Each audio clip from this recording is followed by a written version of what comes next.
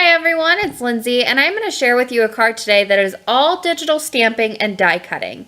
So I didn't hit my record button quite soon enough, so I went ahead and did a little bit of this card off screen. I die cut a window pane die cut from the Craft and Desert Divas window pane die set, and I also printed off this little critter from the Scootin' By digital stamp set. And how I sized this was I went in, I knew I wanted to use that window pane die. I measured one of the openings and I made a new blank project in Photoshop Elements that was the same size as that opening.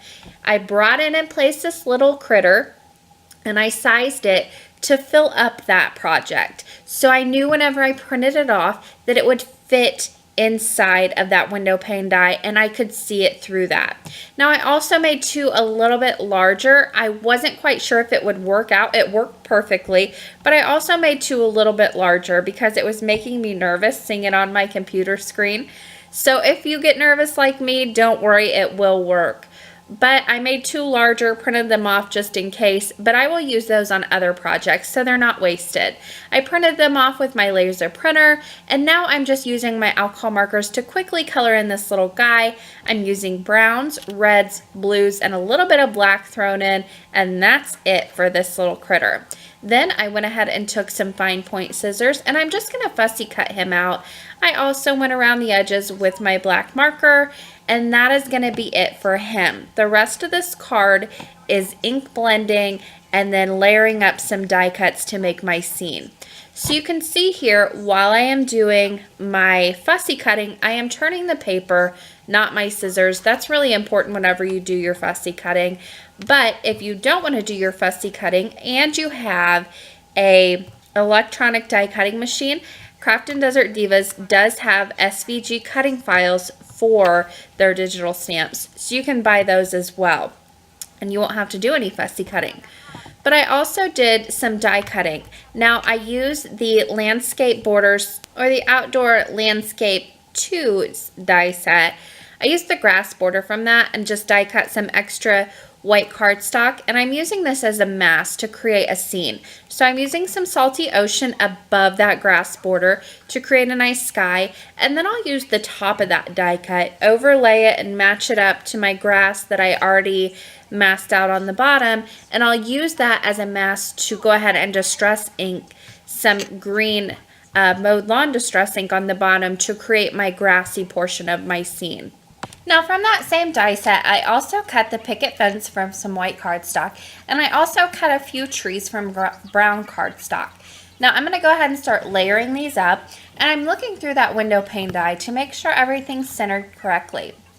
Now I wanted my trees to be behind that picket fence, and I want the bottom portion of the trees to be covered by that bottom line on the picket fence. So I'm just going to hold that in place. Go ahead and center my tree and make sure it's in the right position and then press it down. And I'm using glossy accents to hold everything in place.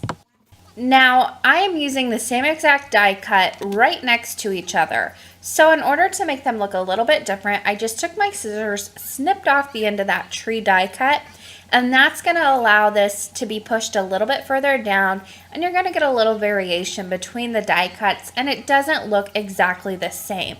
So I went ahead and snipped off that end, put some glossy accents on the back of this tree, and then I'll just hold that same picket fence in place and make sure that this is positioned correctly and attach that to the left side of that panel.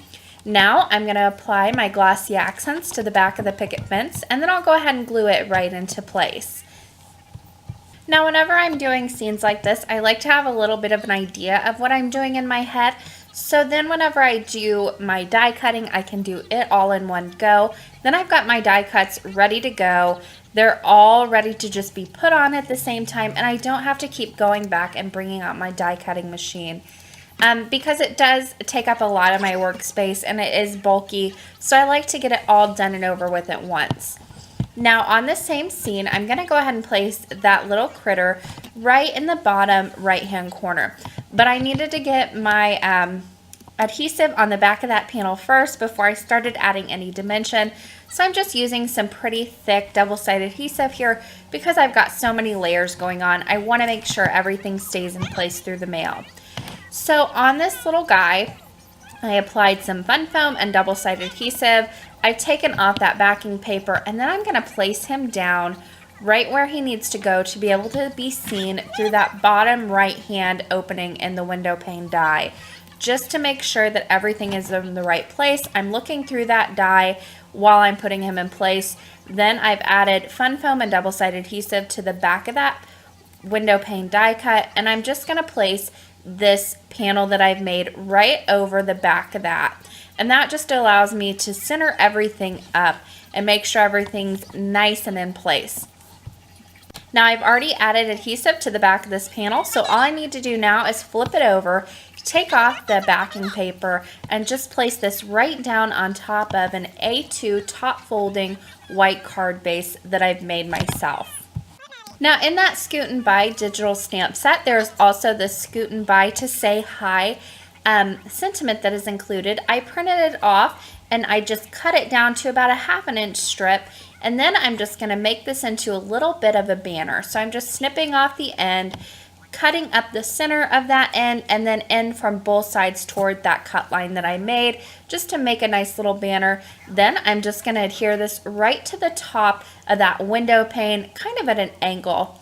And I've just used some double-sided adhesive to put that right in place, and it is ready to go. I love making cards like this that have a lot of different layers and elements to them that create just this one big scene. And that window pane die just accents the whole thing perfectly. As always, I will leave you guys with a few pictures of the finished card.